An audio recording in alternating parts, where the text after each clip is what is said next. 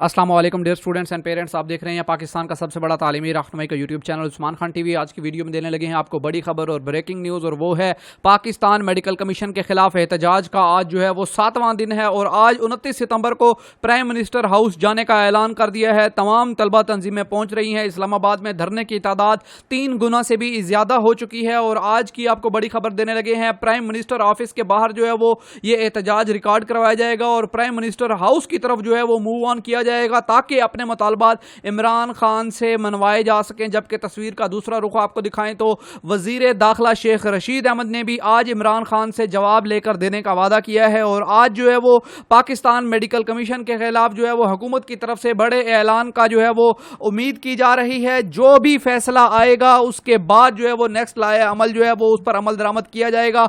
हुकूमत की तरफ से पहले जो है वो जवाब का इंतजार है। MSM की इंतजामिया की तरफ से आप लोगों को बताते चलें तो ये चीज जो है वो कंफर्म कर दी गई है कि अभी मजीद जो है वो काफिले इस्लामाबाद पहुंचने वाले हैं। पेशावर से भी एक नया काफिला 3 गाड़ियों पर मुश्तमिल जो है वो रवाना हो चुका है, जो कि आज जो है वो 3 से 4 बजे के दरमियान ऑलमोस्ट पहुंच जाएगा। और आप लोगों को यह भी बताते चलें कि पाकिस्तान मेडिकल कमीशन के खिलाफ एहतजाज के अंदर डिफरेंट सियासी लीडरान भी आज शिरकत करेंगे, नून लीग और पीपल पार्टी, और इसके अलावा जो है वो मोहसिन दावड़ और बाकी जो छोटी जमातें हैं उनके भी जो है वो सियासी अरकान जो है वो जो कौमी असम्बली के अरकान हैं, MNAs हैं, वो आज शिरकत करेंगे और इसको लीड करते हुए वजीर आजम हाउस तक लेकर जाएंगे। जितनी ज्यादा जो है वो तादाद होगी, जो है वो MSM के प्रेसिडेंट इरफान मलिक साहब की दरखास्त है कि ज्यादा से ज्यादा लोग आज पहुंचे चुके।